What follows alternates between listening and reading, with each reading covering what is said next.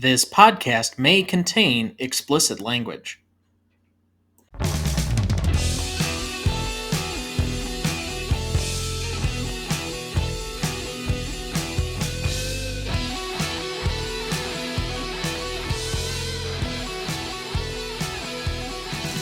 Welcome to the Greatest Movie of All Time podcast, the show that uses a unique grading style to redefine what the greatest movies are. I'm Tom Duncan. And I'm Dana Duncan. Tonight we reapply our patent-pending Stanley rubric to Jaws, directed by Steven Spielberg, starring Roy Scheider, Richard Dreyfuss, and Robert Shaw. However, quickly before we get to the show, next week we are welcoming another guest to the show for what is probably the most famous spaghetti western of all time, The Good, the Bad, and the Ugly. Directed by Sergio Leone, starring Clint Eastwood, Eli Wallach, and Lee Van Cleef.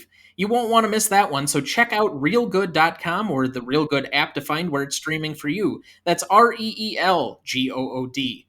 Also, you can still sign up for our weekly newsletter either by the website in the show notes. You can subscribe at the bottom of every page, or you can email us at greatestalltimemoviepodcast@gmail.com.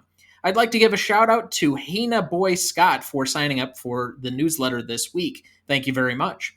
Additionally, did you know that our website has the full notes for every episode of the show, as well as the master list of movies we've graded so far? There are links in the episode descriptions of every episode to direct you right there. Check them out.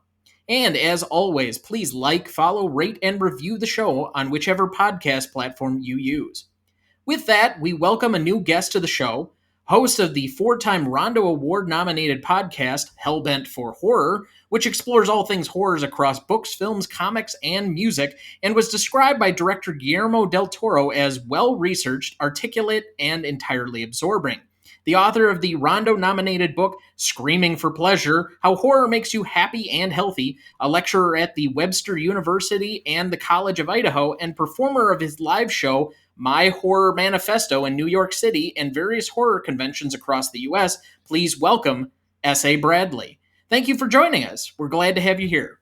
Thank you so much for having me on. I love the idea of the Stanley rubric, and I can't wait to see how we perform today.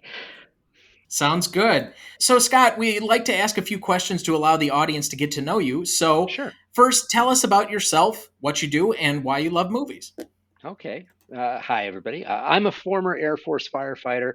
I'm also a Silicon Valley headhunter, as is what I did about up until about 5 years ago.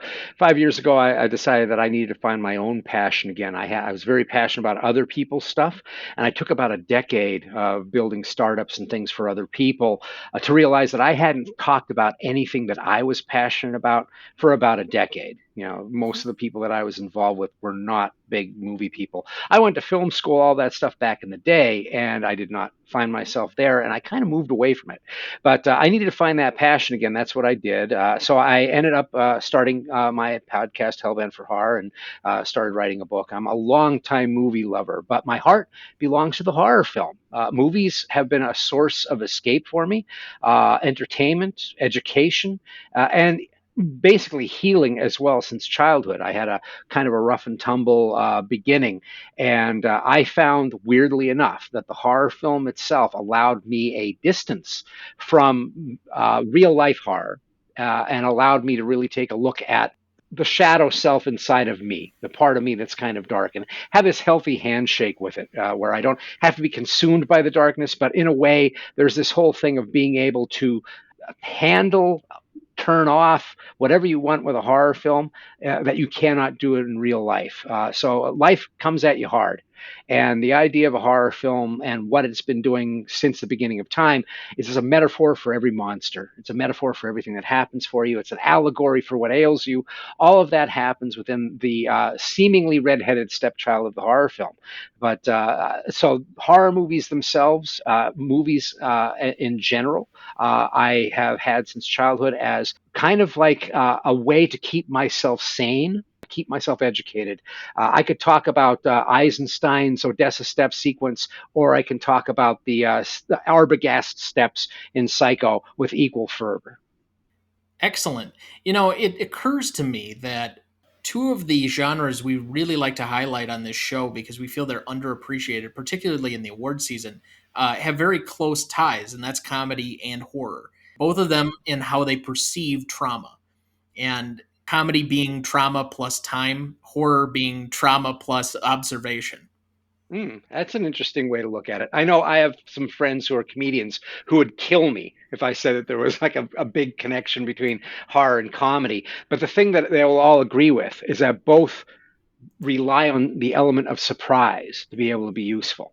And it's one of the reasons why I don't think horror survives sequels. Sequels are the death of horror. Horror should be full of unanswered questions to allow that tension to continue. And I think that comedy, most certainly, even more than horror, horror has at least had a few films that once again were reclassified as they won those little golden statues, but they were at least up more than comedy is. And I think both of them go to our id. They allow us to go to that place that everybody has inside of them. All of us have that dark passenger. And yet we find these ways to nourish that in a healthy way. Comedies allow us to say and do things that we would never get away with in the real world. And horror allows us to experience things that we would never want to go through and yet somehow come through on the other side. So I get what you're saying there. So I'm curious, you have a lot to pick from. I have to assume it's a horror movie, but then what is your favorite movie and why? Well, let me just first put a caveat. I'm like one of the worst people in the world. Anybody who listens to my show knows I don't like top 10 lists. I don't do any of that because I feel that they really do take, if you're a genre fan, they take one of the great joys of genre out of you, which is discovery. If I sit there and I tell you the top 10 movies, you may just go for those top 10. You may be someone like me who ends up delving a little bit further. But the idea that you will be, anybody can tell you the top 10 horror movies. You throw a quarter, it's going to land on someone who has an opinion about that. But if you can find the movies that are a little bit more personal to you, the ones that have passion, but maybe not Academy Award accolades. I think that those are important. But I love to follow directions. So what I'm going to do is I'm going to give you a movie that may change tomorrow as my favorite, and it's not a horror film. I made sure that if I was going to talk about this, I would find the movies that are not horror films, so you don't just think I'm a black T-shirted weirdo in the corner. So the movie that kept coming back for the last 2 weeks was from 1978, The Deer Hunter, Michael Cimino's film. A very strange pick it may seem, but I think that that was the first movie that I saw that felt bigger than what it was. It had, people who talk about The Deer Hunter, where, like when Platoon came out, they were like, well, we really appreciated The Deer Hunter, but what the hell was that movie about? And it's really about friendships. It's about disintegrating friendships, and it talks about the disintegrating family, just like The Godfather does.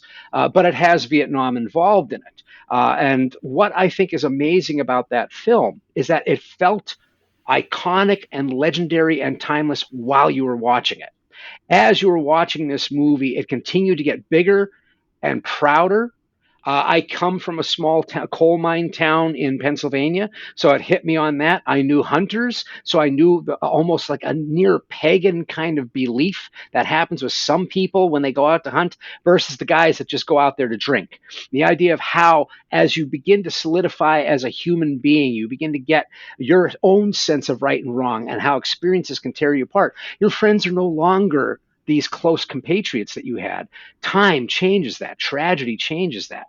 And I don't think there's ever been a better metaphor for the madness of war than Russian roulette. And just the whole idea of how that Russian roulette sequence was done and how it looked, and that it gets reprised in the ending of the film as almost like war is now industry.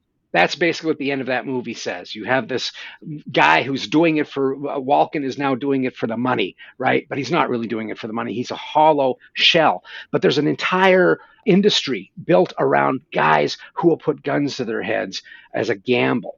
And I thought that was truly amazing when you put it in the beginning of a movie that for the first hour is basically a wedding. And it's just one of those movies that everything about it shouldn't work. They could have never greenlit that any time except for 1977, 1978. And I still don't believe that that movie got made in some ways because it's 3 hours long. It was violent about Vietnam not 4 years after we left Vietnam, so it's still really smarting. We haven't gone another decade like we did with Platoon. So there's all sorts of anger and rage, and there's a forbiddenness to that film that is really intriguing. And the more that I watch it, every time I watch it, I get caught up in the quiet love of men for each other as friends. There is so much of the quietude of loving another man in that way that only friends can do that know each other forever. That at the end, when they're at the funeral and they're singing, and some of them start breaking down and crying, it's a perfect reconnection to one of the greatest moments, which is "Can't Take My Eyes Off of You" being sung at a post-wedding drunk or a pre-wedding drinking for the bachelor party at a pool hall, and da da da da da da da. They're all quiet. They don't know what to say to each other. And this song by Frankie Valli and the Four Seasons comes on, "Can't Take My Eyes Off of You." And at the same point, everybody goes, "I love you, baby." They're not talking about women. They're talking about themselves. And it's a beautiful moment that reminds me of scenes from Casablanca, the singing that goes on when the Germans come in. I find that this is one of those movies that I love because it is undefinable. It's not a Vietnam film. It's not just a drama. It is this mythic weirdness that somehow not only made me excited, made my uncles excited, made people I never knew excited. It was this one like final hurrah of those 70s movies that were so complicated in their emotions and didn't want to sew everything up very neatly. So I love that movie. But if that doesn't work, I also go with "What's Up, Doc?" Peter Bogdanovich's comedy, silliest fucking movie ever, and I love it. I love the Mac Sennettness of it. And then I don't think it's impossible to not talk about Star Wars in some fashion. I don't know if you can consider it a movie at this point. I think it's just a fabric of the existence of what's going on. It's almost a religion for some people, and I can't even. If you were born after Star Wars came out, I don't think you understand the world that was before. It's just such a strange way that that movie changed the industry and continues to change the industry and kind of is in the lexicon in a way that is, be honest, Jedi, the Force. I mean, there are so many things that are in the verbiage that we use on a daily basis that I have to say, as much as I'm a horror guy and I love difficult movies and I'll battle you on The Godfather and all of that stuff, Star Wars, I still sit there and go, wow, I can't believe that I grew up at a time when there was one myth that got that big. I wasn't around when the Bible was there. so I have this weirdness that happens in my lifetime that is almost, once again, undefinable. And I love that kind of thing with films. I love where you can't quite put your finger on why it made it. I have so many thoughts just running through my head now with all of that. You talked about discovery of new movies and genre. I also love equally discovery of new perspective because as much as I've seen and read about the Deer Hunter before, I don't think I've ever heard anybody's take like that. And I'm curious to now go back and watch it again and see, okay, yeah, all right, I get where your point. And even now I can picture it in my head all of the things you were talking about, but it's different when you rewatch it again to get that same level of appreciation. So it's a different thing. And I'm sorry to say it's almost 4 hours. I think it's the longest Best Picture winner ever. I think it's like 3 hours 58 minutes. But since we sat through Lawrence of Arabia like 3 weeks ago, I certainly am not a stranger to sitting through 3.5 hour movies anytime soon. So, but when we talk about movies that change the industry. I think that this generation has another one, but it goes nearly unheralded in the same way that Star Wars has. And I'm going to be excited to talk about it when we get to it. I've been holding it in reserve because it's one of my favorites. But I think The Dark Knight might be one of the most impactful movies on the film industry of the 20th century to this point. I agree. I think that I called that the godfather of comic book movies. When I saw it, The Dark Knight, the first time, I went, this is profound. This is, I mean, you've got the capes and everything like that, but what you're talking about is a deep philosophical story, and the idea of heroes and villains. And it even goes down to that almost that Alexander the Great thing, where you can kill your own people just to make everybody feel safe. And do you keep that dark secret? Kind of like Watchmen does. Watchmen does the whole Alexander the Great thing. But I agree. I think that movie and just the way that it's done, the way that it looks is kind of like we can talk about the movie that we're going to talk about, how that changed the way things looked as well, but in a very subtle way, maybe. But I also think Fincher, by the idea of how we now color code scenes, the color saturation changes scene by scene to give you a physical representation or an emotional representation of the physical. I don't know if we'll ever see a movie that's not color timed towards a primary color, just even the slightest hint somewhere in there. That's now become kind of the look of cinema. You see it even with Lord of the Rings. The Lord of the Rings trilogy completely changed fantasy, how that looks. But yeah, Dark Knight, I highly agree. I think that's an underrated film in the pantheon of how we got where we are, where the comic book movies have inherited the mantle of talking about movies like people used to talk about Antonioni films. So, one last question in the hot seat for you. What makes a great movie and why? You've already basically given us most of this, but let's give it a little bit more narrowness. Sure. I when I look at what makes a good movie for me is I call it the sincere pumpkin patch effect, which is the great pumpkin kind of idea that you could sit and wait all day for the most sincere, being the most sincere pumpkin patch. So no matter what the movie, no matter what the budget, the quality of it, the critical reception that it had, the box office that it ended up getting, almost all of that is immaterial when it comes down to whether or not it has true passion for itself, that has true passion for the story it's trying to tell me. If it can look at me, if a movie goes, hey, let's pretend, and I go, yes, let's, because I'm already sucked into what you're giving me, that is fantastic. That is what I look for. If it has passion for itself, if it loves its story, I'm going to respond to that. And there are some movies that are highly imperfect that I love. And I love them because they are all in, right? They don't hedge their bets in some ways. Even the movie that we're talking about today makes a huge all in that should take me out of the movie. And yet I understand why they did it. And I look at, if that's not a good enough answer, I go with what John Ford said, which is, a good movie is one with two great scenes and no bad ones in between. That's an interesting quote. I hadn't heard that one before. So, yes, as you've alluded to, and I have as well, we are revisiting Jaws today. If you want, I would suggest highly that you go back and listen to our episode 39 that we did last October to listen to that one. I have been told by at least a couple of friends that my impression of Quint was at least decent. I don't know how proficient or great it was, but at least decent enough that I didn't embarrass myself trying to talk like Robert Shaw for, I think it was what, 5 minutes, something like that, that whole Indianapolis speech. But so All we're you not needed going was a to, creaking boat ADR while you were doing that. Just need to add some sound effects of creaking boats. And trust me, as your father, you've embarrassed yourself much worse. oh, I know, even on this podcast. But so I would suggest if you want to hear all of our nitty gritty on best performances and scenes and all that, revisit that original episode. We're going to focus a little bit more on the categories today. But where I'd like to really start, because you're our resident horror expert on, at least for this episode. We haven't done many up to this point. I think maybe we could point to The Silence of the Lambs as being maybe the only one we've touched to this point. It's not a genre I visit very often. So I would like to get more of a definition, because you and I kind of, in our emails trying to get you on the show and the rest of this, had discussed whether this was a horror film.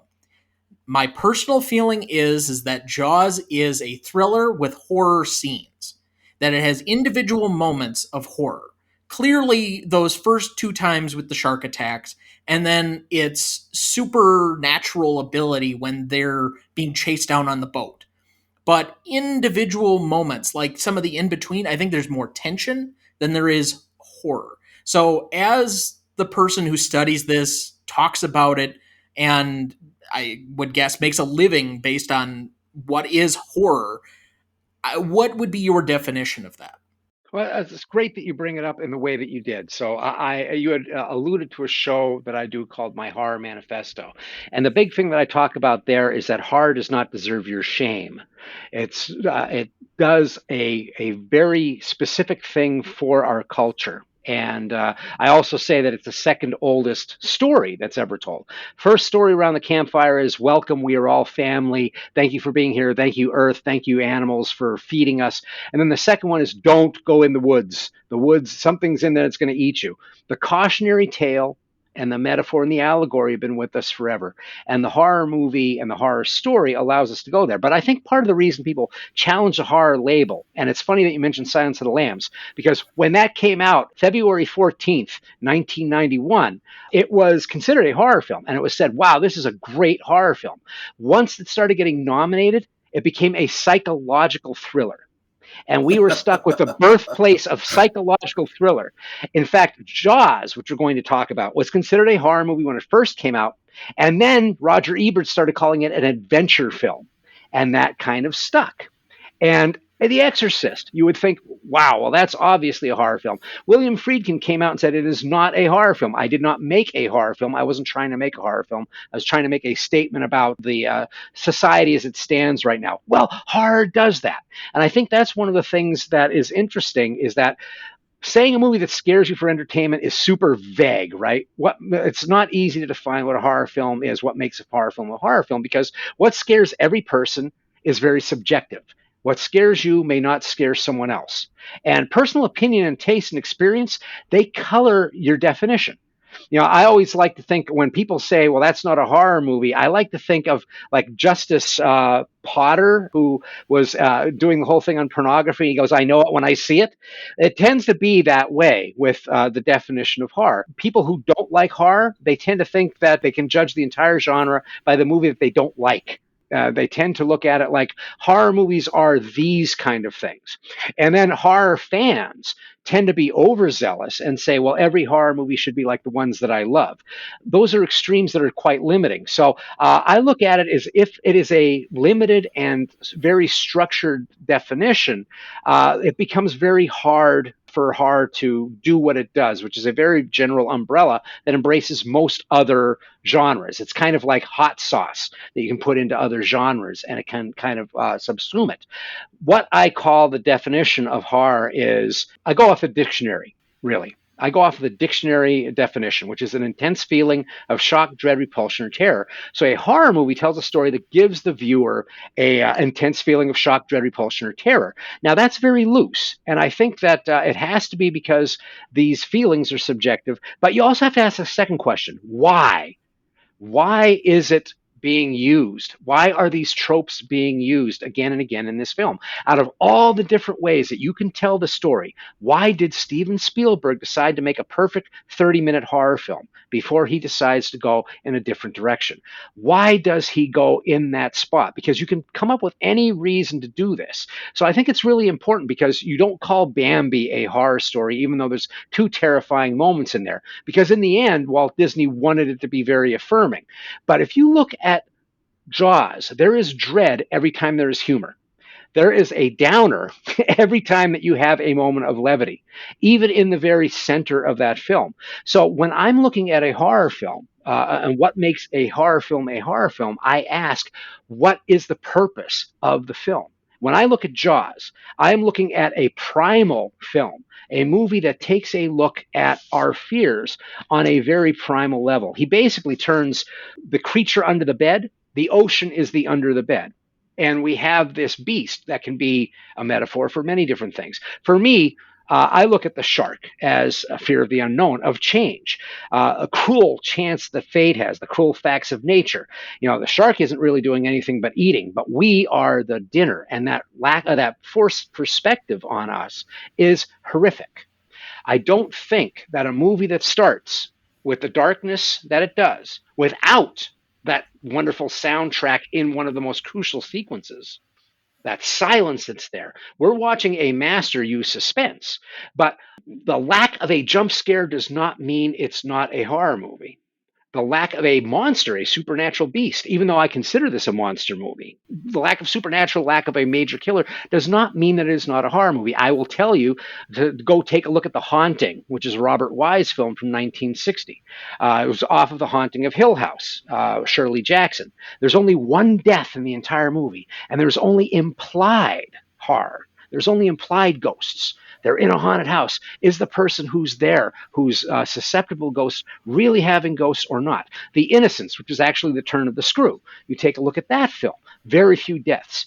Picnic at Hanging Rock is all about the supernatural, but no one notices that it's about the supernatural until you watch it the second or third time. So the idea of it being a horror movie, horror does not, I always like to say it is an emotion first and it is a location second. The location doesn't matter. The time period doesn't matter. What is it trying to make you feel? And at least for the very first half hour of Jaws, you have moments of whimsy that almost always, when there's something funny, something horrible is found. Like when they're talking with Brody, then we find the dead body on the shore. And we find the crabs all over the arm. So we have this downer. We have where he's going to start talking about shark attacks to the mayor. The mayor makes a few jokes about that. We have this strong arming as they go out on that little thing with the car. And then directly after that, we have this looking inside of a book of all the bites and nastiness that happens with sharks. I think it's very interesting that the movie is always trying to scare you by turning the shark into this mystical beast. And how is it doing this mythical thing? Brody says things like, we don't even know how old sharks are. They live 2,000 to 3,000 years. They don't know how long they go. We see all these pictures in the books. We hear about people being attacked in 3 feet of water. Is it true that most people get attacked? We are constantly being hit with anxiety and terror. They are trying to keep you scared so that you are scared of this monster. And then when they go after the quest, well, that's a monster movie. And it can be an adventure as well, but there is a monster there. And the monster is the myth of this beast. Until we actually start seeing it, really close up where it can get a little bit silly, we are hit with a shadow beast. That could be a dragon.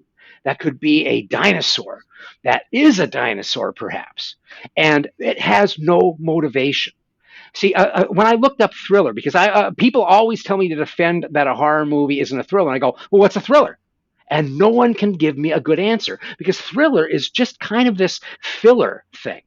It's almost like it's not horror. We'll call it a thriller. I feel much calmer and nicer and happier as a person if I don't have to say that I like horror movies. It's almost like porn. People don't want to talk about well, with softcore porn, it's thriller.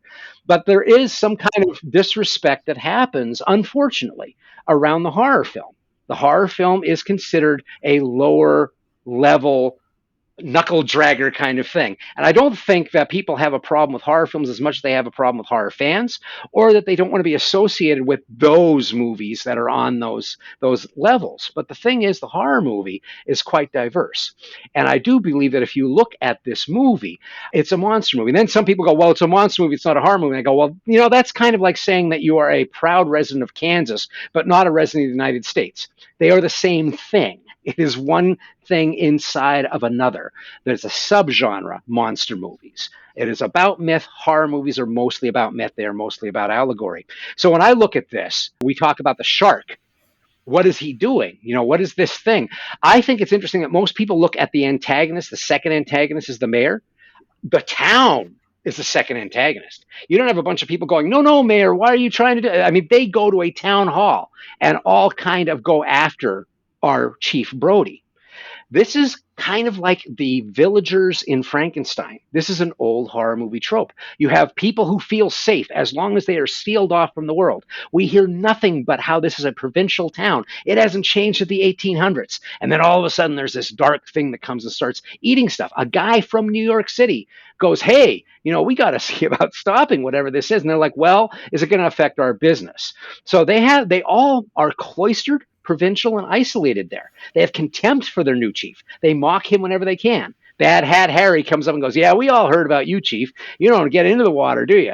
His wife talks about that. But not only that, the wife, Ellen Brody, is talking to one of the locals and says, I want to know one thing. When do I get to become an islander? And like, never, ever, ever. You weren't born here. You're not an islander. None of this is said by mistake.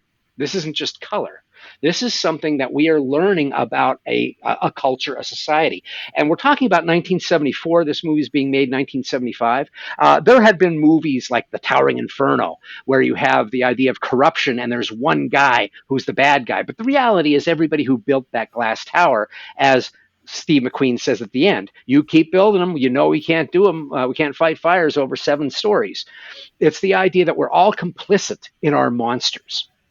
And so we have a monster that is shown as this shark that really, if you look at it, depending upon who the character is, if you look at Quint, he's a death wish, right? This is death coming back for him. He left all those people in the Indianapolis dead, and he was one of the survivors. Why does he smash the radio? It's not just personal. This is a death wish. He's smiling at certain points at the end of that movie.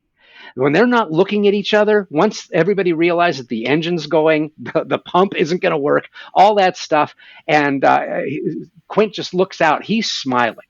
He is ready to go to whatever this death wish is. He's looking right at the belly of whatever this beast is.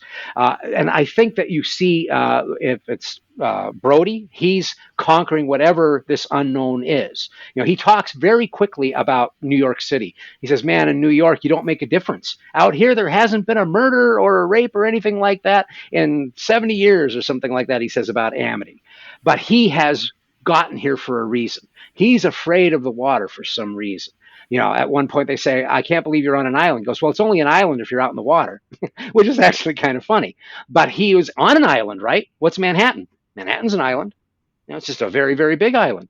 I think that we see in this movie a lot of tropes of the horror movie, not just scary stuff, but the idea of dread. I always love when we talk about that middle area where they're bringing in the shark and they're doing all of this stuff. The guys capture the shark and they're like, oh, it's a tiger shark and stuff like that. And he's like, what? Well, there's this whole thing where it's funny, right? And then all of a sudden we see Alec Hittner's mom. So there's levity and then there's dread. This woman in a dark outfit that basically says, you caused the death of my son. You knew about this. There is always a dread, the sense of death, the color red. Anytime red is in that movie, it's only in blood. Spielberg basically said, I will have no red in this movie when we're doing production design. It's just going to be blood. And if you look at how much blood there is in this PG-rated movie, it's pretty amazing. But the idea of dread is a huge part of what makes a horror movie a horror movie. Yes, I would like to seize on that for a second, and I'll bring you in, Dad. So I know you haven't had too many opportunities so far, but the difference between a thriller and a horror then, in just thinking about it, and I was trying to think of my own definition for thriller as you were going, because I like the challenge of nobody is able to provide you one. I look at a thriller as something that creates a rolling sense of tension throughout the course of the movie. There's a momentum that you feel this sense of angst. But I think that's different from dread. So if I were to separate the difference between thriller and horror, I would seize on that word. If you are tense, but you're not dreading, there's your difference. Dad? Okay, let me just ask this. This is something that came up while I was watching the film again, looking at it as a horror film. A horror film, you see what the characters in the film do not. You are experiencing, you know what's going on. You understand what's going on. And you can see where this is going. And you're waiting for that moment where there's going to be the point where they're going to realize this. And the horror comes in part by you can't even imagine, even though you know and you're in on it, where this is going to end up going. And the difference that I noted, and we're talking about a film we'll be doing in October, The Man Who Knew Too Much.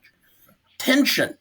James Stewart and Hitchcock did the entire scene where he's walking to the scene where he's going to be meeting with Albert Hall, this guy that he finds in the phone book. And it's just him walking and he hears this guy behind him. That's tension because you don't know what's going to happen. Whereas when you're watching Jaws as a horror, you know that there's a shark and you know that the shark is going to attack again and you know that this is going to be nasty and horrible.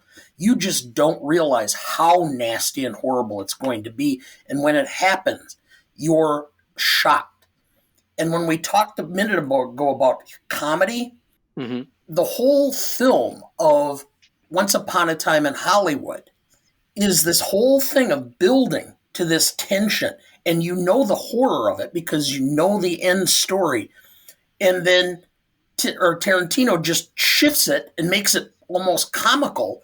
And the entire theater, I remember, laughing at the ending because this thing which you expected to be this horrible ending ends up being completely farcical.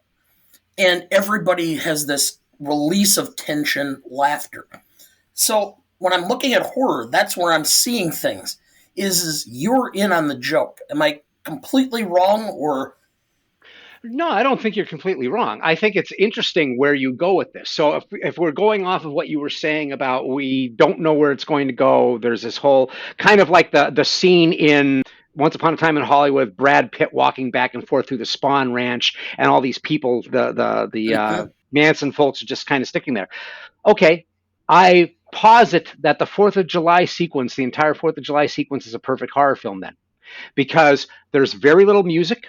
The only music is the sound of In the Good Old Summertime playing by a band. We have nothing but reaction shots. We have underwater shots, which are us seeing what the audience or the people who are in the movie cannot see. In fact, Jaws is the movie that gives us the point of view of the murderer, the killer, right? Because we have this whole thing of where we're suddenly seeing the world at water level or below. We have false starts. We have people not wanting to get into the water, right? They're being goaded to go in. And then things start moving a little bit faster in editing. In fact, there are scenes in there. If you stop that movie and you take a look at some of the edits, there's just water with bubbles coming up. You know, there are these little things that are almost subliminal that are happening in that sequence. And it's quiet, right? Brody's looking, everybody's looking, and they're using wide flat lenses so that everything compresses. So if you see Brody, he's standing amongst umbrellas and chairs, and it looks like he is surrounded. It's paranoid. And then when we're out in the water, it seems like the horizon's going forever. And then out of nowhere, a fake shark fin, right? And everybody's like, ah! And then we laugh because we see all these people with a rifle. What's the next thing we see? We see a kid with a shovel on the sand, and behind him is death. Silently, no one even notices, except for one person who's an artist who's going, shark, shark, and no one's really believing at that moment. The music does not start. That John Williams kind of crescendo doesn't start until Brody starts to run. But that entire sequence of the 4th of July with helicopters going by, and then when everybody gets nuts, when that whole thing is, you have people being dragged out, we have the water, people are trying to run through the water, all of that, by the definition of what you were talking about, is a horror film. And I think that you will find that that's just one piece of the different types of horror that there are in there. The absence of humor does not mean horror. You know, there are some of my favorite horror movies have moments of great humor because what they're trying to sell you is absurd shit. And when they do that, they kind of have to acknowledge that, like the movie John Carpenter's The Thing. There's this whole sequence where this body comes apart and there's a head with like lobster legs coming out of it, and it runs away while they're looking at the dead body. You see this little head going away, and one of the guys turns around and goes, "You got to be fucking kidding me." And everybody in the audience erupts in laughter because that's exactly how you're feeling. What's great about Jaws is that it never pretends that we don't know about horror movies. We don't know that a shark coming in is absurd in some ways. They talk about it a lot. There are jokes that relieve the tension all the way through the film. And that's a scene, the 4th of July sequence is one that people will maybe not necessarily look at as a horror film, but it culminates with this guy getting knocked off of a boat. And there's one of the most horrifying things that you can see, this wonderful, almost liminal effect of a shadow of a shark. It doesn't quite look like a shark grabbing the leg and the guy goes under. And you have the same thing happen with the Alex Kittner death. I've frame by framed the role of a child, which is kind of taboo, being killed. Not only is the child killed, the child is basically bubbling with blood squirting up, which means it's punctured the rib cage and air from inside the body is coming out into the water. That's a grotesque thought. and it's a child, right? We don't see children get killed in movies, but we don't necessarily see that in graphic violence. We see that from afar. People are playing in the foreground, footballs are floating in the water, and we just see this thing go blah, blah, blah, flip over where there used to be a raft. And one of the people on the shore goes, "Did you see that?" So they're not even sure they saw it. And that is something that you see an awful lot in horror films, where there's the idea of, did I just see that? Did that just happen? And I think that Spielberg is a master at that. But I will also tell you that there's some parts of thriller to that. And that doesn't mean that it's still not a horror film. One of the things that I was going to say, since you mentioned thriller films, I looked up what people consider thrillers. And if you look at that, to a man, there's no monsters. There are people. Strangers in a Train, Night of the Hunter, The Third Man, Spiral Staircase, Blackmail, Jack the Ripper stories, Francis Ford Coppola's The Conversation, Play Misty for Me, The Parallax View, Capricorn 1. There's a level of paranoia that is a human machination that tends to be a part of what is considered a thriller film as well, that I don't think is necessarily here in Jaws. I think that we have something that when I saw it in the theater, I saw it the Feely Theater, 1975, in the summer with my best friend. And one of the things, people were wearing shirts that said Super Shark, because one of the things that was being hit on was, well, no shark could ever do this. This is obviously a supernatural, weird kind of thing where this shark would do this. So they started playing into that, calling it Super Shark. It has a ton of stuff in it that feels like a horror movie to me. One of the things that I will say about Spielberg, though, when I was in film school, I had a teacher who said, Steven Spielberg is the perfect divorced child director. He's a child of divorce, and you can tell because he tries to please both sides. So he's consistently trying to give the best that he can for both sides. And he makes amazing entertainments, but sometimes it is a duality that is somewhat confounding. And I think in Jaws, it works perfectly for me. I think if we're going to go too much further, we should give everybody some context for the film. Dad, do you have a plot summary for us? Yes, I do. In the beach town of Amity on Long Island, a series of shark attacks pit the town leaders against one another, between keeping the beaches open for tourism against public safety. After a third attack, Martin Brody, the town police chief, Roy Scheider, gets approval to hire a local professional shark fisherman, Quint, Robert Shaw, to hunt the infamous shark. Brody, Quint, and Matt Hooper, Richard Dreyfuss, a shark expert from the Oceanic Institute, there to give assistance, sail out on Quint's boat to catch the shark. After a long hunt and chase, each character faces his potential demise at the mouth of the shark. Whether man or beast prevails is anyone's guess. That's a pretty cool little synopsis there. That's a little different than what I thought it might be. Thank you, Dad. Recognition for this movie: nominated for Best Picture 1975, won for Best Film Editing, Original Score, and Best Sound. It was number 48 on American Film Institute's 100 Years, 100 Movies, a list of the greatest American films of all time compiled in 1998. It dropped to number 56 on the 10-year anniversary list. AFI also ranked The Shark at number 18 on its list of 50 best villains. Roy Scheider's line, "You're gonna need a bigger boat," 35th on a list of top 100 movie quotes. Williams' score as 6th on a list of 100 years of film scores, and the film as 2nd on a list of 100 most thrilling films behind only Psycho. In 2001, it was selected by the Library of Congress for preservation in the United States National Film Registry as culturally, historically, or aesthetically significant. In 2003, the New York Times included the film on a list of its best 1,000 movies ever made. The following year, Jaws placed at the top of Bravo Network's 5-hour miniseries, The 100 Scariest Movie Moments. The Chicago Film Critics Association named it the 6th scariest film ever made in 2006.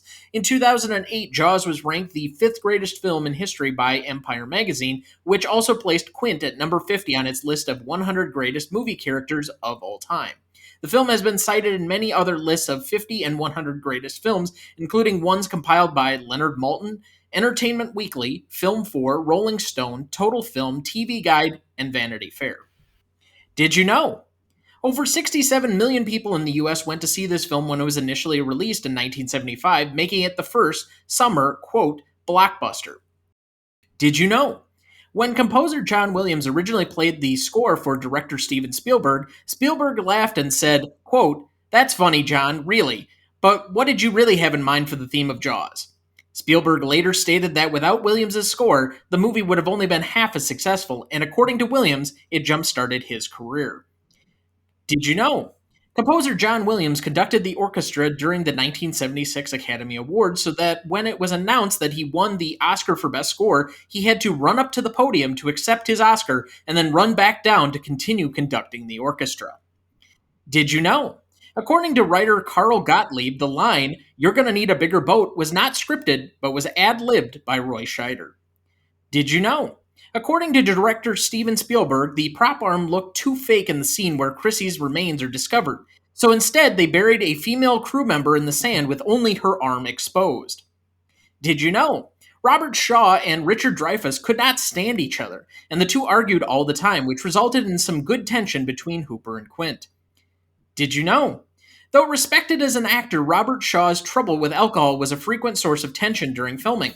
In later interviews, Roy Scheider described his co-star as, quote, "a perfect gentleman whenever he was sober. All he needed was one drink and then he turned into a competitive son of a bitch."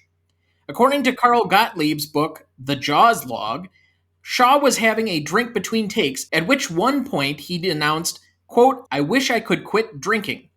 Much to the surprise and horror of the crew, Richard Dreyfuss simply grabbed Shaw's glass and tossed it into the ocean. When it came time to shoot the infamous USS Indianapolis scene, Shaw attempted to do the monologue while intoxicated as it called for the men to be drinking late at night. Nothing in the take could be used. A remorseful Shaw called Steven Spielberg late that night and asked if he could have another try. The next day of shooting, Shaw's electrifying performance was done in one take. Did you know? According to director Steven Spielberg in the DVD Making of documentary, his original idea for introducing Quint was to have him in the local movie theater watching Moby Dick from 1956 starring Gregory Peck. Quint was to be sitting at the back of the theater laughing so loudly at the absurd special effects of the whale that he drove the other viewers to exit the theater. Eventually, Quint would be discovered sitting by himself.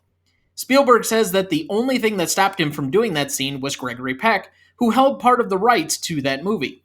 When Spielberg approached him for permission to use the footage, Peck turned him down. Not because he thought it was a bad idea to use the film that way, but because Peck did not like his performance in Moby Dick and did not want the film to be seen again.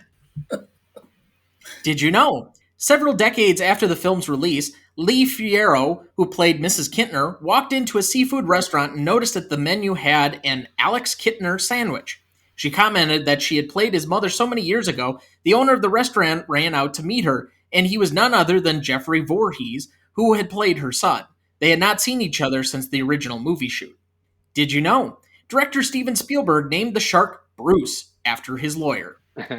Did you know? During pre-production, director Steven Spielberg, accompanied by friends Martin Scorsese, George Lucas, and John Milius, visited the effects shop where Bruce, the shark, was being constructed. Lucas stuck his head in the shark's mouth to see how it worked, and, as a joke, Milius and Spielberg snuck to the controls and made the jaw clamp shut on Lucas's head. Unfortunately, and rather prophetically, considering the later technical difficulties the production would suffer, the shark malfunctioned, and Lucas got stuck in the mouth of the shark. When Spielberg and Milius were finally able to free him, the three men ran out of the workshop, afraid they had done major damage to the creature. All right, so let's go back over our original scores. We're going to just kind of do this piecemeal as we normally do. Let's go to the Stanley rubric here. And let's start, as we always do each week, with Legacy. So I will open the floor. Our original Legacy score was 10, and I have wavered back and forth. I don't think I can give it much lower than a 9.5, but I'm really struggling at times with what a 10 is, given our recent appraisals of certain other 10s that we've had on the list, namely, for me, The Wizard of Oz. Now, I think that the original argument I made for Legacy was this completely changed the industry. It's like night and day as to how summer movies were done. And for 30 plus years, we had the summer movie blockbuster. And this ended up creating the next series of blockbuster movies, whether we talk about Star Wars or how every major Disney animated movie for like 20 years, especially when I was a kid, you always waited till around like June, late June, and there was always a Disney animated feature that would come out. The Lion King, Mulan, etc. You talk about T2 Judgment Day, another big summer release. All of those came in a certain release window for how movies were constructed to go into a certain category of movies that came out specifically in the summer for mass entertainment, based around Jaws and the popularity of it, the box office records that it set in 1975. I don't think all of those movies could compare up to the level or the strength of this movie, but I think that was part of the backing of this.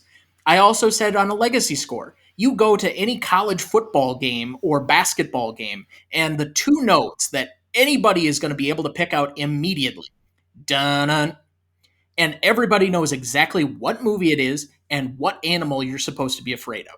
I don't think there is a more synonymous musical score that is so simplistic as this one. I think if you think on it on grandiose terms, that piece of music has carried more of the legacy of this movie than any other thing that I could think of. It is by far the thing that people most associate with this. So I'm somewhere between a 9.5 and a 10. I could be argued one way or the other, so I won't give a final recommendation on this. But I will grant it to our guest who's come in to help us, I guess, determine where this sits. Where do you have it on a 1 through 10 scale for legacy? Great question. So I'll let you know how I look at legacy. I look at legacy and most of the things that you have here, kind of like Time's Man of the Year. Doesn't necessarily mean it's a great guy. It's just something that truly impact. So when we talk about legacy, there can be a positive and a negative legacy that comes through on this. What you're talking about, I kind of lived through, as I'm sure your father did, of where movies used to be in and out within a week. Most movies, I had a friend who worked at a movie theater, and he would show me the press books that you would get. And if it went 2 weeks, it said, held over for a second amazing week. That's how most movies were. Jaws is the first movie that went over a month, almost 2 months of being in the same cinema. This is back in a time when there were not 15, 20 movie theaters in one building. There were usually one single movie screen in every building. Sometimes there'd be 2 or 3, depending upon the size of the city that you were in. So having a movie in for a long period of time was a major investment. The Godfather went 3 weeks or something like that, I believe. So that was a movie that got ahead of steam on it. Jaws got a second month out of drive-ins. So when we talk about what made Jaws a blockbuster, when we talk about the idea of summer blockbuster, we are truly changing the playing field completely. The legacy, whether that's good or bad, having most of the movies, tentpole movies, most of the money that's going to go from Hollywood into movies being done for these select few movies in June, July, and August, really May, middle of May is when it starts. That all starts because Jaws was an impossible hit.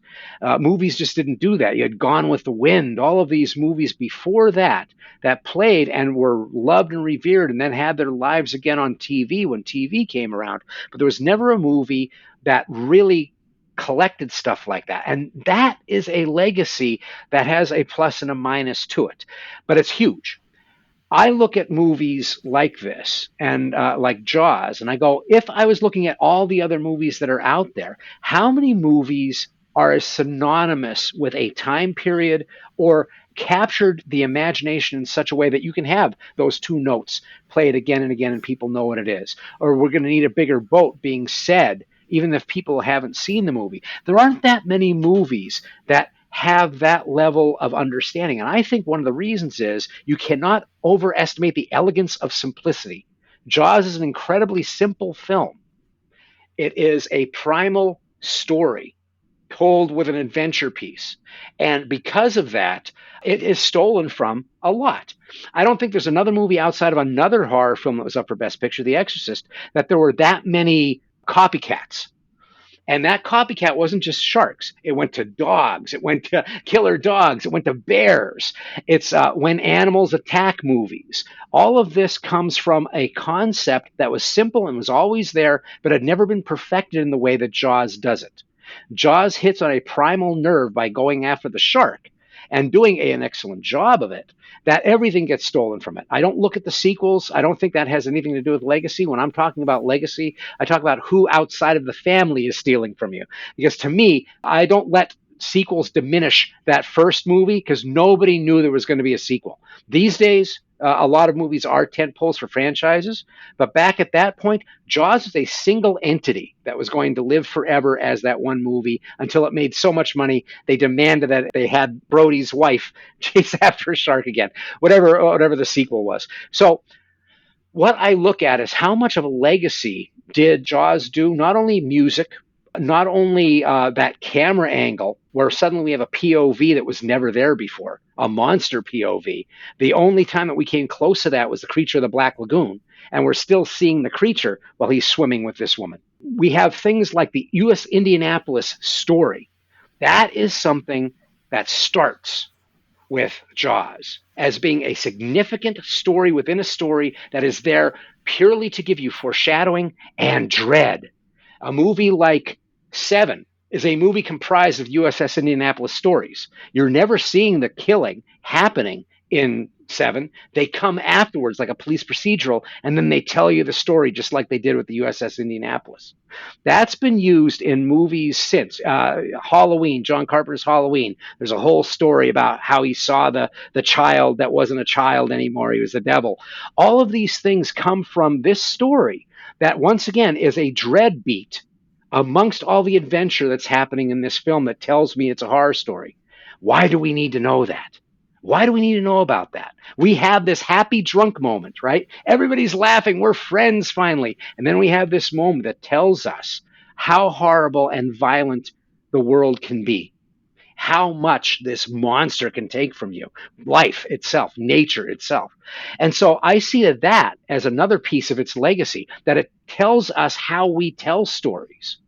The idea that it's the first movie that's shot on the water is a huge deal as well. I mean, it doesn't sound like it. And I have to say that sometimes legacy, it's almost like, is it enjoyable to have a legacy? Maybe not. You know, some movies are history lessons. Like, there's a huge legacy to Birth of a Nation, but it's not a great one.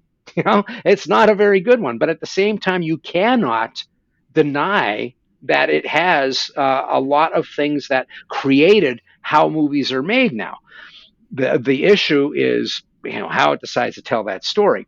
So when I look at it, Star Wars, Gone with the Wind, The Birds, Rocky, The Wizard of Oz, these are movies that are in a legacy group in and of themselves.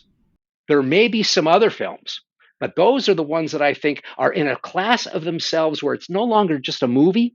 It's part of the fabric of a community. It hit a culture and changed a culture at the time, whether it be good or bad. It did make a huge impact. So I would like to separate out, because we do have the two categories and the way we think about them.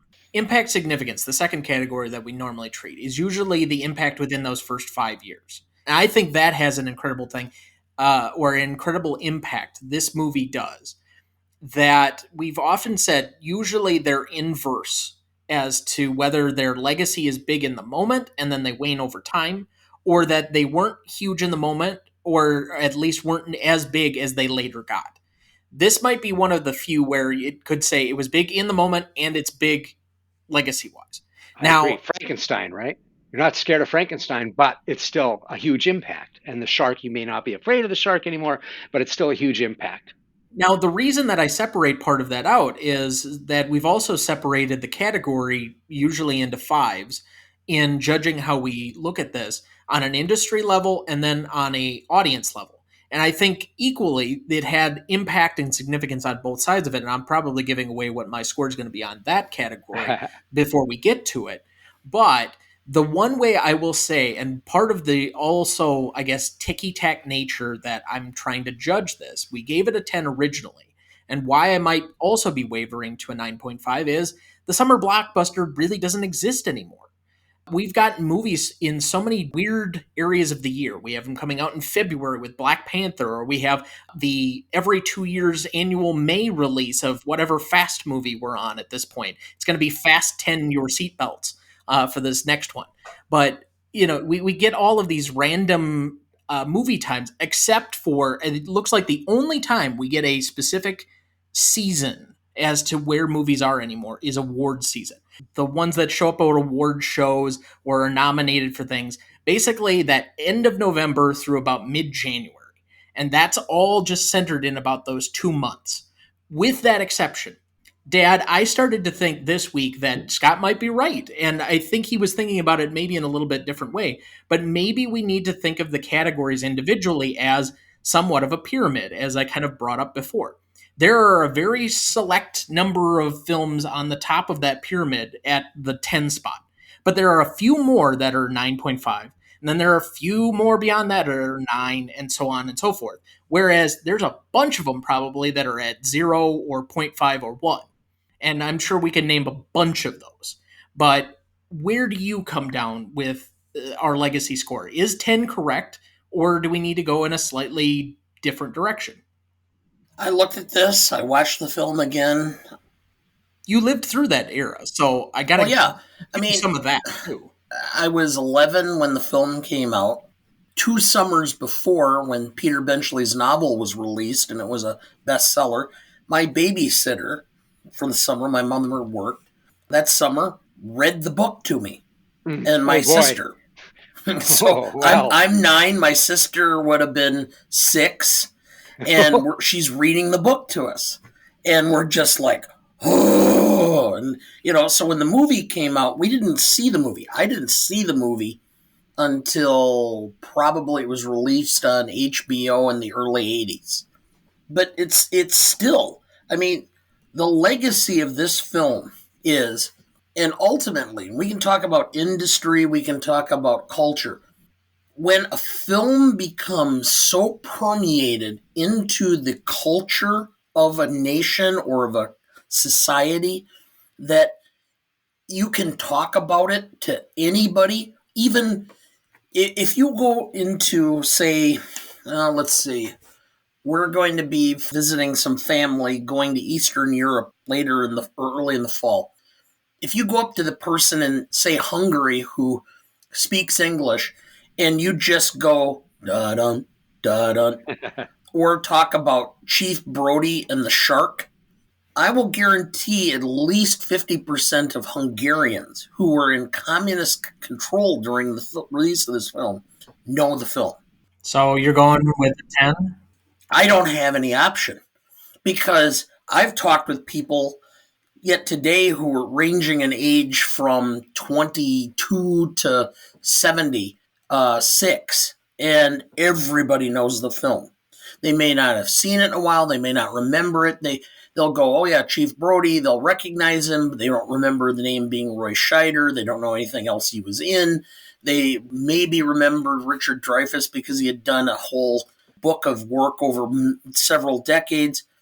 Robert Shaw is, because of his untimely death, kind of fallen away, but you still remember the character. It is so permeated into the culture of this country that you have no choice but to say it's a 10, because it has become part of our being as an American society. And ultimately, remember, what is the number one export of the United States around the world? It's not democracy. It's entertainment. We make more money in releasing or shipping TV, films, and music around the world than any other thing. And this Americanizes large swaths of the world. Yeah, I agree. I would also add that something as innocuous but well known as Shark Week, our fascination and fear of sharks, despite the fact I think on average they kill 4 people a year, is overgrown because of this movie. Oh, absolutely. I will double down on that. I'm, of course, saying 10 on this, and I'll even take away the whole thing of it being about summer blockbusters. I still would give it a 10, because there are 2 things that I saw, 2 movies that I saw change the culture and how people behaved over a summer. The Exorcist put people back in churches, and Jaws took people off the beaches for a full year. And it's like, that isn't Thriller. I was so thrilled by this movie, I was afraid to go into the water. No, people were fucking terrified. The movie actually hit on a level of tension and intensity. And I think it's perfect because, well, I shouldn't say a perfect film. There's very few things like that. But this is very close because it is so simple. Because it is an archetype that works perfectly. The shark can't be a simpler monster. The dark basement can't be any simpler than the ocean, which touches every continent. You have these simple characters. Nothing is. There's something to be said, a ding, that there aren't many women in it, but it is this idea of there being a quest, right? You have this thing of these archetypical kind of characters that are in there. It's simple. It is streamlined. And if you watch movies about this kind of thing, any kind of horror movie, see if you can see the Quint character. See if you can see the Brody character. See if you can see the Hooper character. These are things that came out of a movie that was so popular that it changed how we were putting screenplays together. And you will see that if you look at like William Goldman's book, Adventures in Screenwriting, he makes a joke about how movies are supposed to take their time. They're not like TV shows where you have to have a murder in the very beginning and everybody has to be. Now that's not true. Jaws has a death in the very beginning, and we are completely drawn in. And after that, we start seeing deaths. It's not like when you used to watch 70s movies and they would take time during the credits to show you the city of San Francisco and people eating cheese or whatever it was. First 5 minutes were like kind of settling in like a fine wine. No, Jaws changed that and said, we're moving, and we're moving now. And so I think that it's changes to not only how films look, but how we actually show them is huge. And the idea that it hit on something so universal as the monster that scares us all, a shark. Even people who are like in Nebraska, where are they going to be afraid of a shark? Well, I guess Sharknado might do that. But the idea that you're still scared, it's hitting on the allegory of our anxieties. And I think that that's why the impact of this movie as a legacy, until they're done with sharks and until they're done with monster movies with killer owls or whatever the hell they're doing, whatever it's nature attacking, I think that we still have a lot going to the birds first and then Jaws. Let's make this thing politically. Sure. How about the fact that we have the working class stiff in Quint facing off against the rich intellectual right in Hooper? And that's politics now. Oh, yeah. It's never ended. Country mouse, city mouse, right? And it's definitely in that movie. And I think it's also the idea of you have the outsider, right? The guy who I think is the most valuable player in that movie, nobody ever says it, but I think it's Roy Scheider. You know how hard it is to do Brody? He's our entrance to this world of provincial New England people who will not let people in, and you better not get in the way of our cash cow, right? This monster, this shark is feeding on their cash cow. So it's not only that Quint is a working class guy, he's even hated by the people that he's a working class guy for. They can't stand him in that town because they want to be something a little bit better. And I think that that is provincial politics. It's all over that film. And I think you're absolutely right about the country mouse, city mouse, the idea of the intellectual versus the working class guy. And I think that Shaw does an amazing job because there are moments where he's laughing at his own jokes. He's got this idea that he's so clever and he's so of the working class thing that they just don't get him and that they're in the bubble. I think it's really smart. It's a smart bit of politics in that. So I think you've both convinced me. I have to give it a 10 or give up my cinephile card. But let's go over to impact significance. And our original score was a 9.75 on this one. Wow. I have to give it a full 10. I think this is even bigger in the moment, although I didn't live through it. But from everything I can read and was told, that this was even bigger in the moment, that it lives in our imagination now. Any disagreement there? I just want to make one point. Do you remember the TV or the record that was in the top 10 that they used to do? And I can't remember. It was a K-Tel used to do those things where it was Mr. like Jaws. Mr. Jaws. Yeah, yes, I remember Mr. where they'd Jaws. take clips from different songs and they'd ask them in the lead in. And so yeah. That was like in the top 10 when this film came out. And they were playing clips from Captain and Tennille and the Eagles and all this. And it was hilarious. Yeah, wouldn't you give your hand to a friend was one of the songs. Yes. And so just to that level, that it went way beyond into the lexicon of society at that point in time. That goes right into your comedy as well, because when we get so scared, we start to find the comedy. If you look at Frankenstein, there was a time where he's scary, and then when the 40s come, when we go through World War II, monsters aren't scary anymore. We've had World War II. We've had Nazis. So the next thing you know is Abbott and Costello meet Frankenstein, right?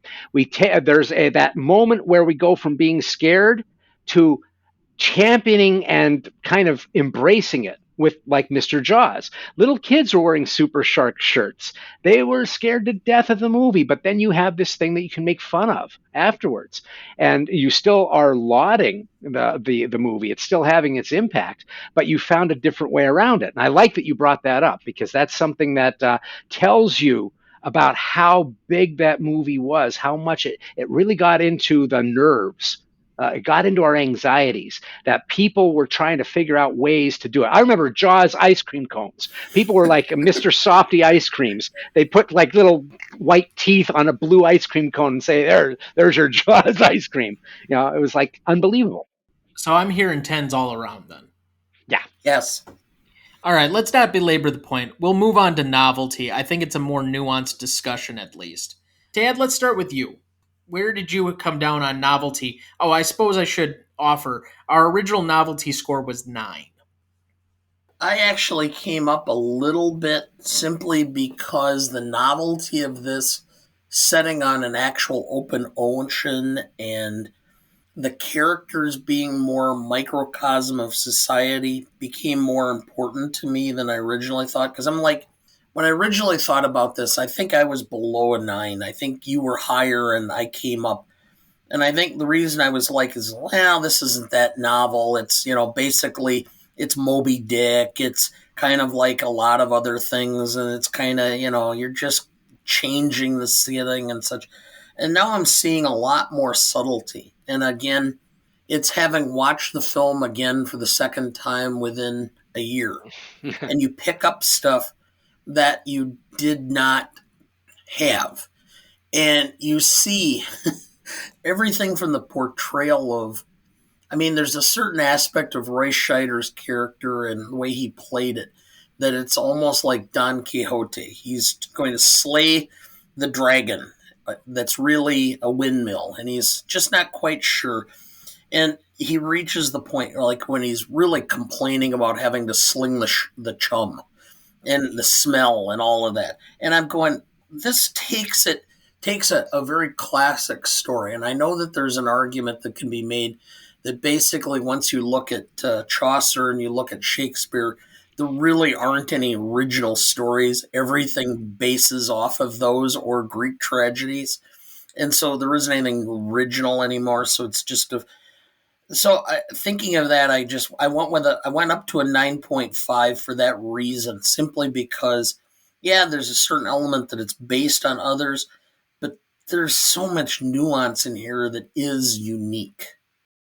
I would tend to agree. I came down a little bit from probably where my original score was, but even in the course of just discussing this, although I do find that Scott's fervor is infectious, so maybe that's modifying my thought pattern here. But there are a lot of subtleties, and I think one of the ways in which this is novel is the ways in which this is allegory for a lot of things, and specifically, and it's going to be reflected in my classicness score as well, we're going through a Jaws scenario at times. Mm-hmm. And I know we pointed this out on the original episode, but there's a great conversation that has been brewing since COVID started that we need to keep commerce going because we will need to keep the money drip flowing, but for public safety. And that conversation has been going on. Now, we have something even more unseen than Jaws, which does have an occasional pop-up moment. And I would argue that, or at least, I guess my quibble with one of Scott's earlier comments, there's at least 4 good jump scares in here for me. when they're searching the boat and Hooper jumps and he pops out of the water, he drops everything, or the shark tooth, or when right before we're going to need a bigger boat, he's dishing the chum and the shark pops out of the water and you're not expecting it at all. There's occasional moments in this. So I think it does very well, and something to be said for novelty with being extremely good without necessarily being creative. If you just excel at every level of the craft, maybe that has an element of novelty to it. So I will mirror your 9.5. That's wonderful. I love hearing this. Like I said before, one cannot overestimate the elegance of simplicity, that there's something so pure about what this movie's trying to do. And I think it's something we talked about what was going on in the culture at the time. I think one of the things that's kind of important to talk about too, and why I look at horror the way that I do, is I grew up in a time when the Andrew Saraces and the Pauline Kaels of the world, the two leading critics coming out of New York City, were coming up with more arguments about the auteur theory. And we were looking at film. Even my dad, who's not a film guy, right? He just liked movies. He could still tell you a little bit about film theory because that was in the air. We actually thought when the 70s were happening, since Bonnie and Clyde, like Bonnie and Clyde was maybe the watermark where movies started to become important, where we felt that we were no longer making Paint Your Wagon again and again, musicals and things that don't fucking go anywhere. We suddenly had movies that had this darkness to them, right? And they started to really mirror where we felt we were as a culture. And we started looking as if we were going into a French New Wave in film. And so me growing up at that time, I was 9 when Jaws came out.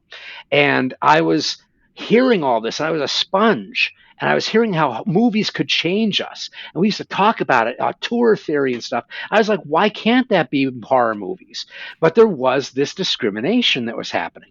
It was like, Saris and Kale could not stand horror movies. And you could hear actors, even like Guinness talking about Star Wars. I don't know why. I'm just making this movie for a paycheck, man. I don't even know what the hell this guy is talking about. But they weren't hitting on where people were feeling at the time. So by the time Jaws comes in 1975 and then Rocky in 1976, I like to say that these are one of the things that the novelty is kind of going back to a different time period, but upgrading that going back. So Rocky is an old style movie, but with a new style cynicism that also enlightens it in the end, where you have this great victory. Jaws ends with an improbability, a stupid improbability. They're going to blow up a shark, and Richard Dreyfuss's head isn't going to cavitate because he's underwater right next to a huge fucking explosion. All that stuff's going to happen. It makes no sense, but we need a happy ending, right? Why? Because since Bonnie and Clyde, most movies had the bummer ending. So many movies, The Conversation, the Godfather movies, and then movies that weren't as good, but they thought that they could be that good. Movies in the 70s, you used to go see a movie and it was a downer, and at the end you'd hear somebody in the theater go, that better not be the end. And then the credits would come up and people go, oh, because the movies would end with this real downer thing, this paranoia, this Capricorn 1 kind of weirdness.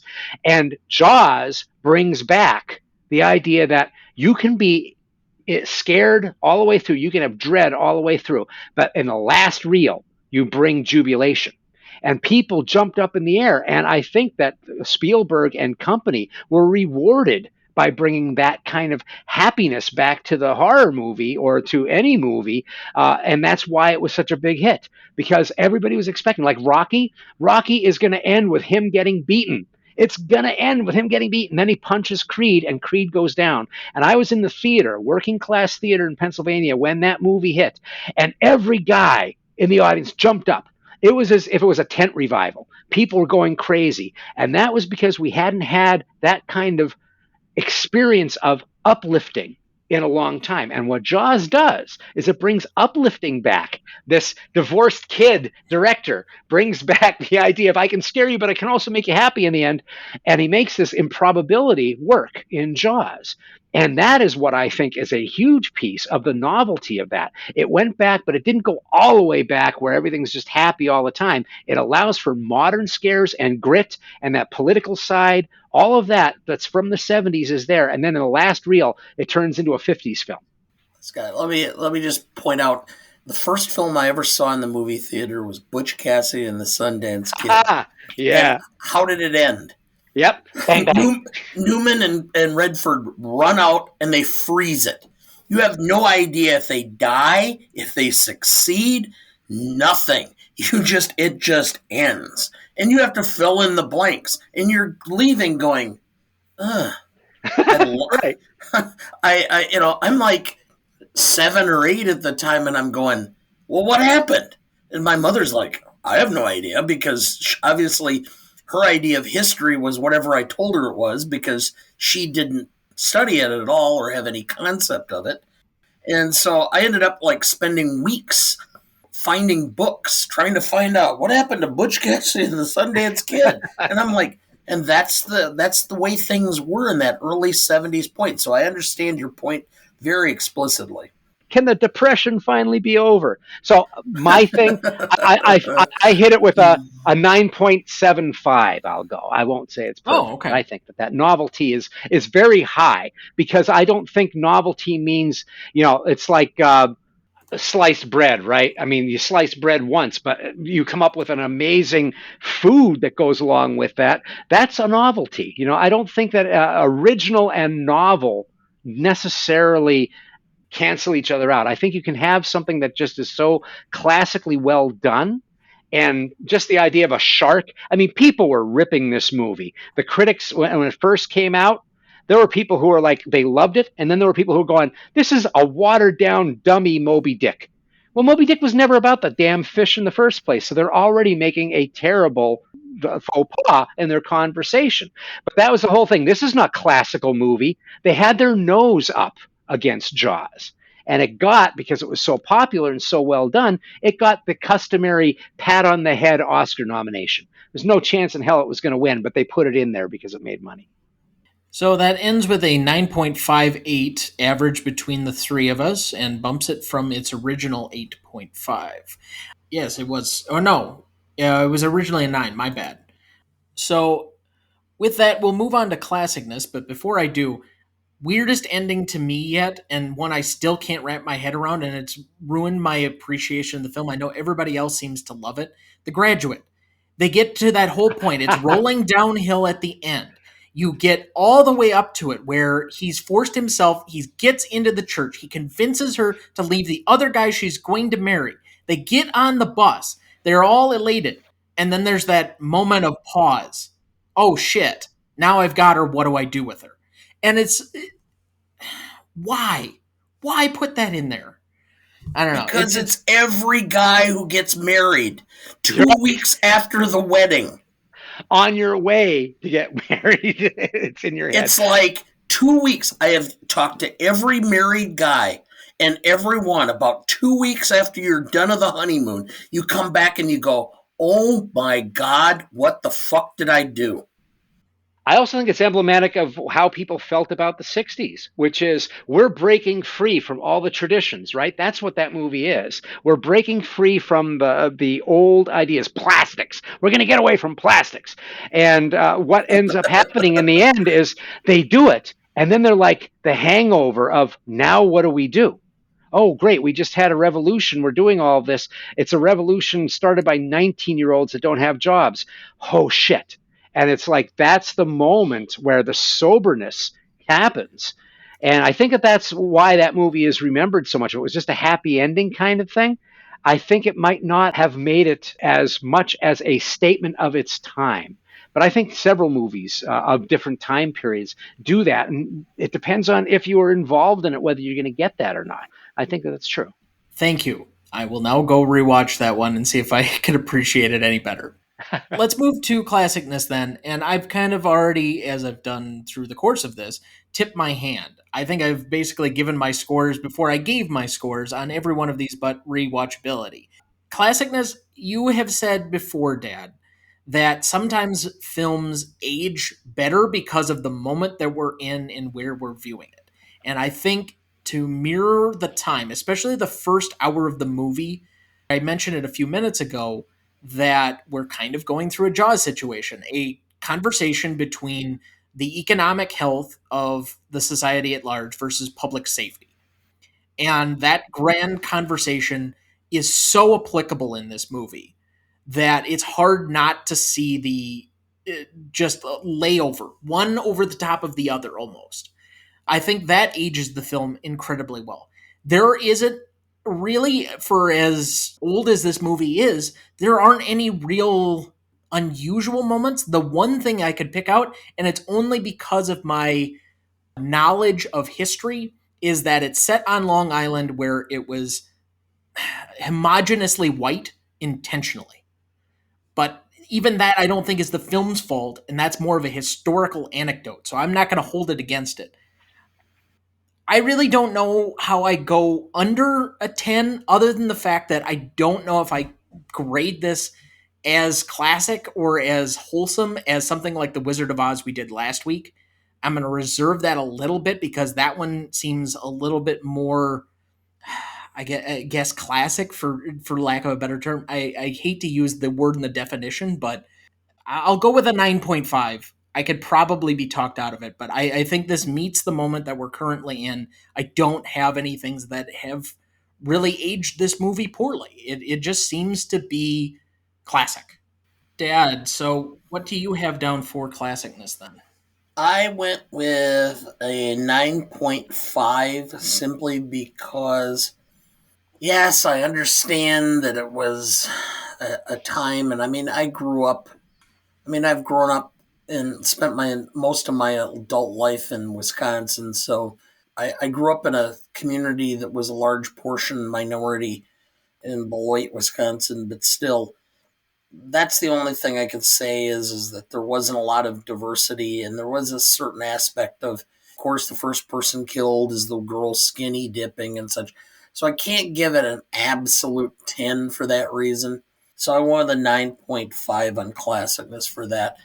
I would love to have depreciated it simply because of the 1970s wardrobe. Thankfully, no one was wearing a leisure suit.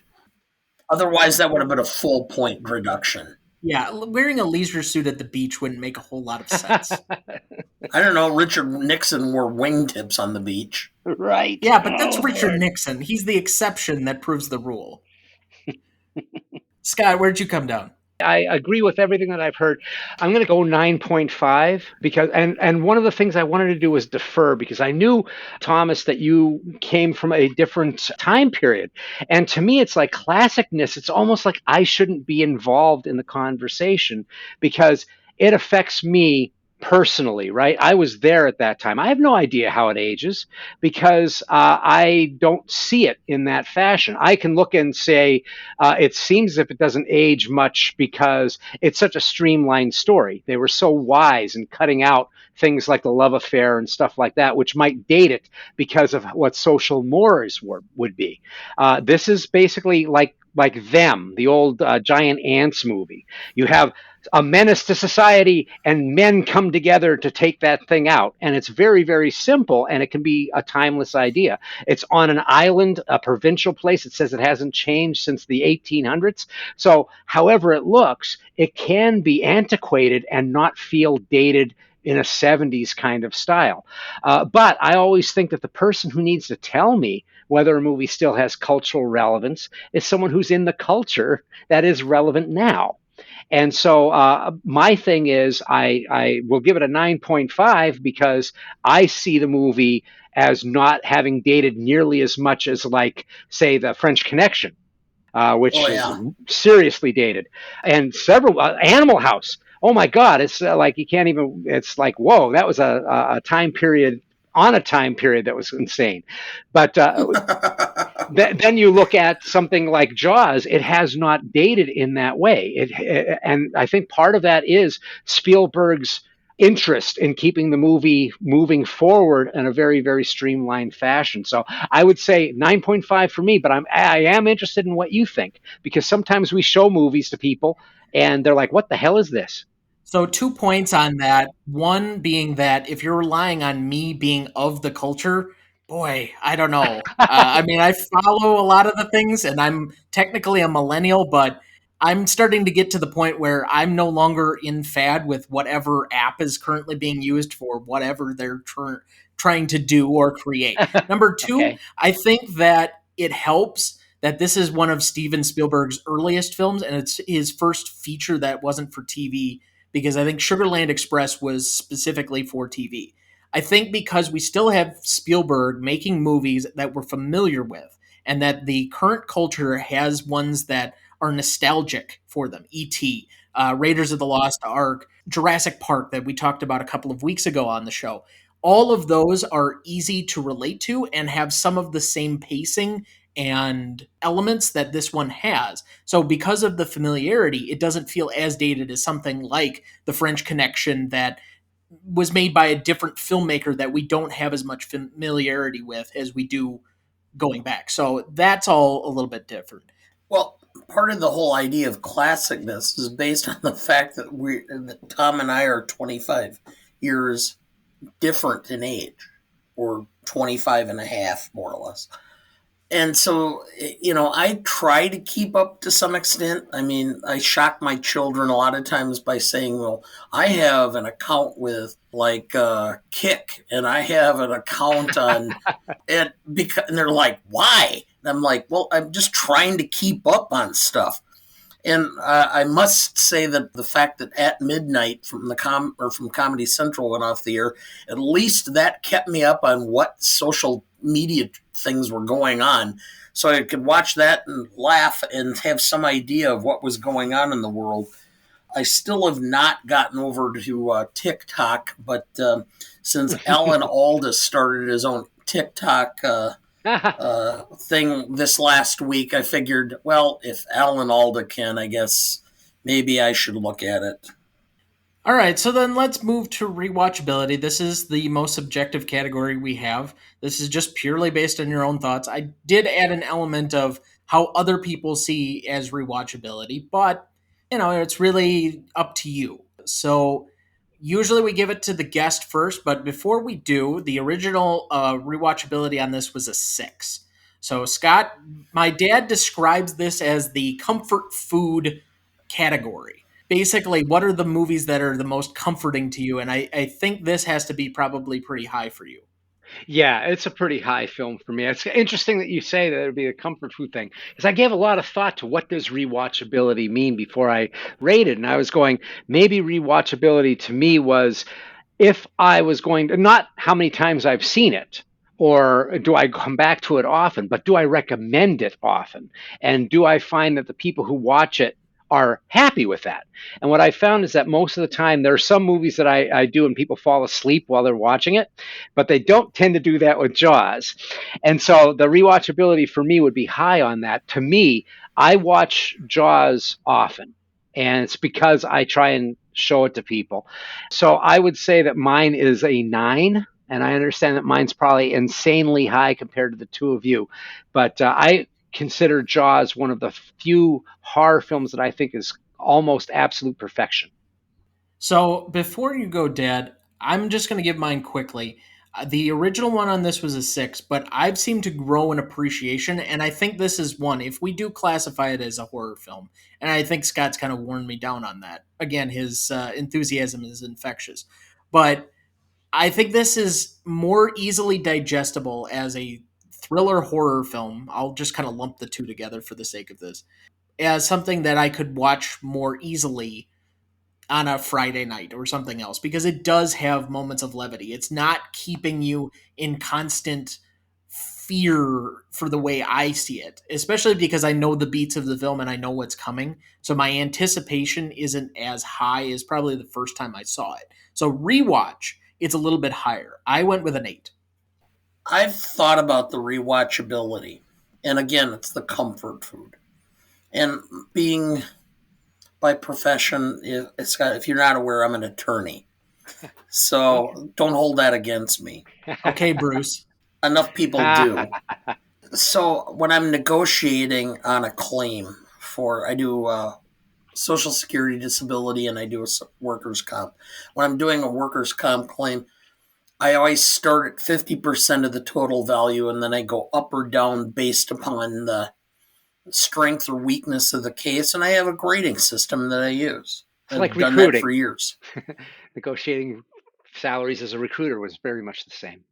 So 5 to me is middle of the road. It's a movie that I like.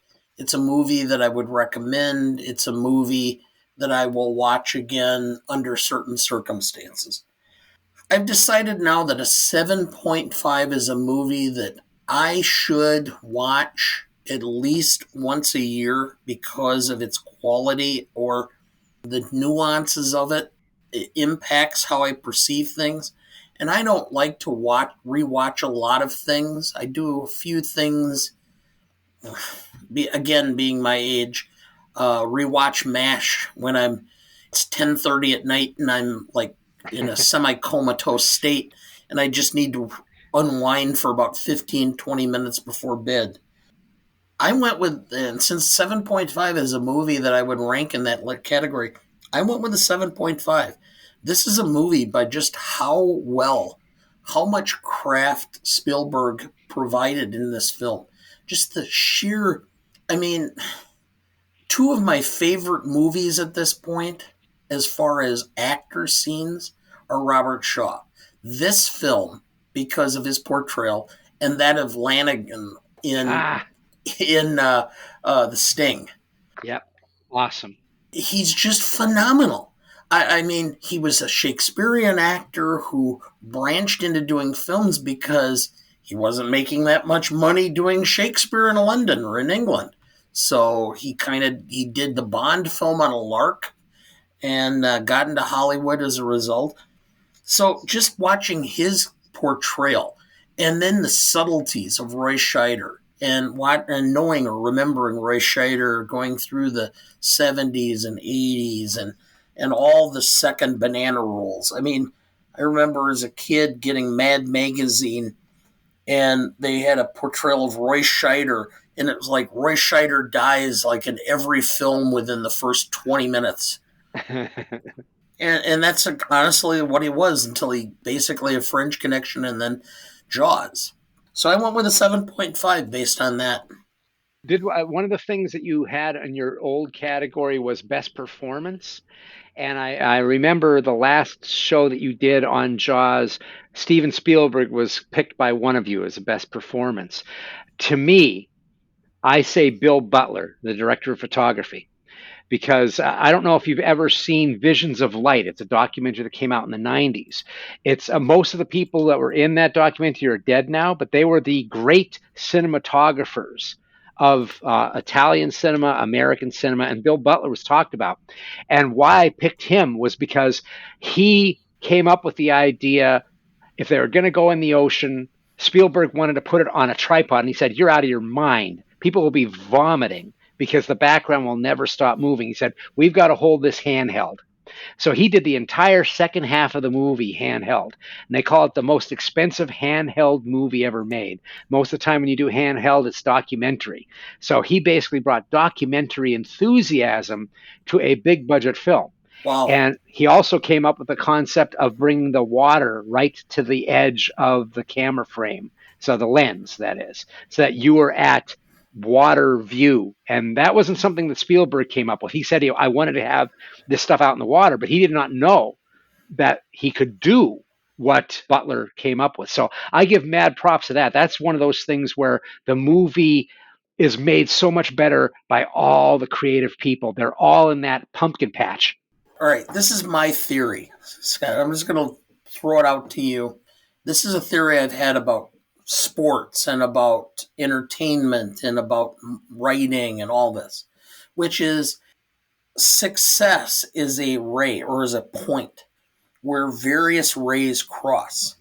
Mm-hmm. It's like you have a director who's doing just the right thing. You have a lighting director who does just the right shading. You have actors who do just the right performance, and they all do it, and there's the one point where they all cross and they create that point of success. Mm-hmm. Individually, they could all do the exact same things in other projects, And because there isn't that intersection, it doesn't turn out as well. Yeah.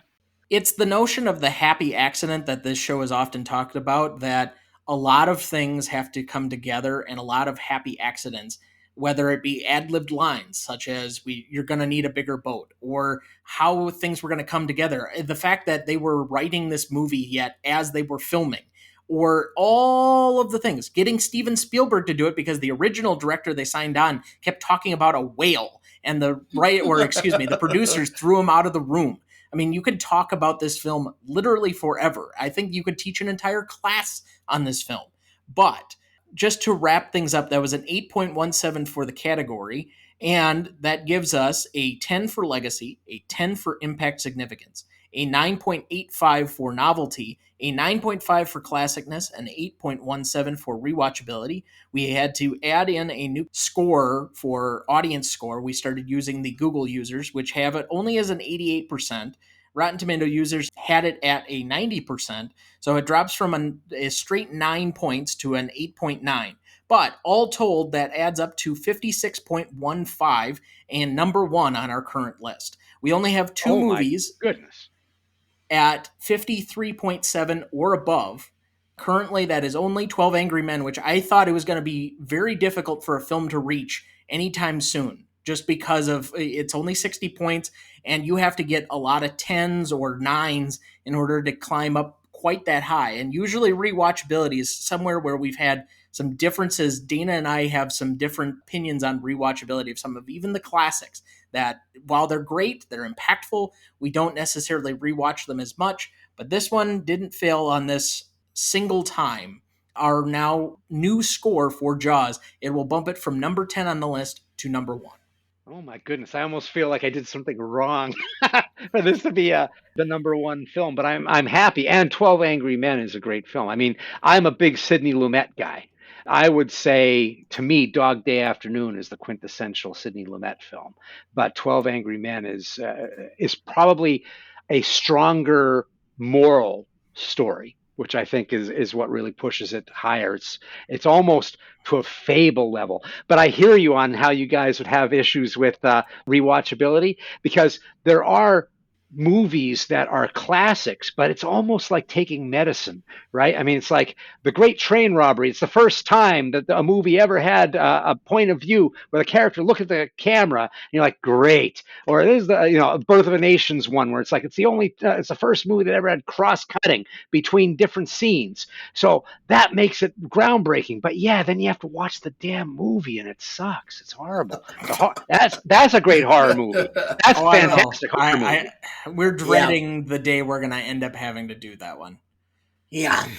But I think we have a pretty strong, I know we haven't covered, when I originally set out to do this show, I think I created a list of like 434 movies. And we've done some that were not even on that list. But our top 5 right now is pretty strong, with Jaws 1, 12 Angry Men 2, All the President's Men 3, High Noon 4, and The Best Years of Our Lives 5. Wow, I could talk for an hour on your top 5. I love the theme that I'm seeing. Maybe Jaws might be the outlier at this point, but High Noon, really interesting movie. All the President's Men. I mean, we're talking political here.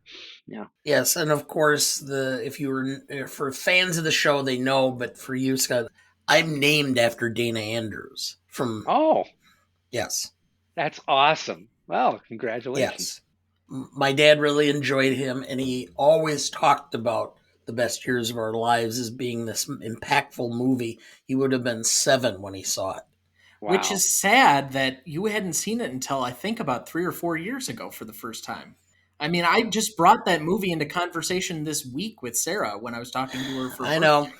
So it's an amazing film. It's one of those things that I should have resolved years ago, but I didn't. I mean, all of those movies are really amazing. What I think is great about them, they are all very sincere pumpkin patches, right? Absolutely. So, Dad, before we head off for the week, do we have anyone we need to remember? Oh, we have a list. Paula Soarzar, producer of the breakout Argentine film La Chica que Limpa, died after collapsing in Argentina at the age of 41. Ray McBride, an Irish actor who was in Angela's Ashes. was also known as a dancer, passed. Rick Aiello, who was the son of Danny Aiello, had been with his sons in the TV show Twin Peaks, but he was also in Do the Right Thing and did The Sopranos on HBO. Mike Mitchell, 65, a Scottish actor, was in both Gladiator and Braveheart.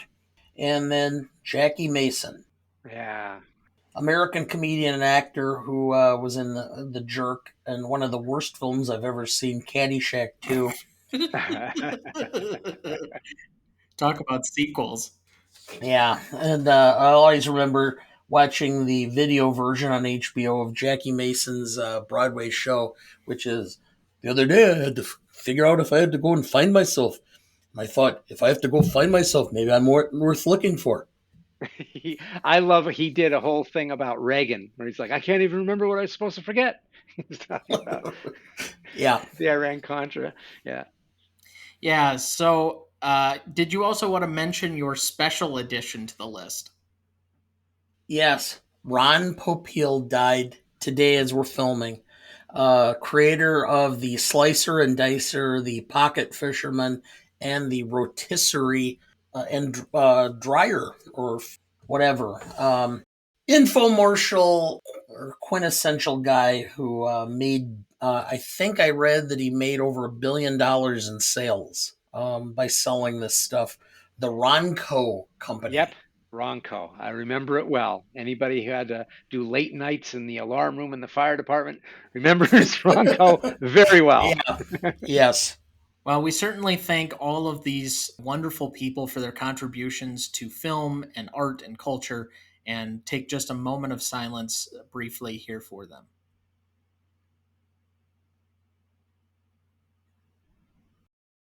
And also, before we end the show, Scott, is there any place that you'd like to tell everybody that it can find you other than maybe your podcast or anything else that you'd like to promote? Sure thing. First, I just want to say that's a lovely thing that you do, where you sit there and give a moment of silence to the artists who have passed. I think that's fantastic. And of course, if you are looking for the podcast, you can find the quick links are on hellbentforhorror.com. You can find anything that you need to know about that. But live performances that I'm going to be doing on August 27th, 28th, I'm going to be at the Super Monster Movie Fest. It's called The Devil Made Me Do It. It's 2 nights of dusk to dawn shows, 12 movies, all devil movies, starting, it goes from The Exorcist all the way to Satan's Cheerleaders, just all of this stuff, gourmet food in the lobby, and I'm going to be selling my book and talking to people before both of those days. On September 16th to the 18th, if you're going in Salt Lake City, I will be at the FanX Salt Lake Comic Convention. I will be doing panels and things such as talking my favorite subject, horror. October 1st and the 3rd, I will be in Denver at the Mile High Con doing the same kind of thing, speaking about horror and talking to people and selling my book and shaking hands. October 15th to the 16th, I will be in Phoenix, Arizona for the Phoenix Fear Con. And then November 12th through the 14th, I will be in Tucson, Arizona for the Tuscan Science Fiction Convention, which is awesome. It's a great little convention that is not too many people. If you're an introvert, it's a perfect place to go because everybody's really bookish and kind of crazy. And it's just one of those places that I don't miss if I can get there. Thank you again, Scott, for being on. We really appreciated having you. Fun. This was great. And certainly welcome back anytime. We'll keep you in mind for anything else you'd like to discuss. I know that I'm sure your enthusiasm extends to many different films that we're eventually going to cover. And so far, I think by far you're our biggest horror enthusiast. So certainly that's an area where we have not explored much of the show to this point. And I don't know if either of us have explored just generally. There are a lot of films from the horror genre I just have not seen, although I know of them and know their general plot line. But I'm sure that's an area we're going to have to open up to as things kind of go along. Thank you so much. It's been a pleasure being on this show. Dad, any last thoughts for the week? No.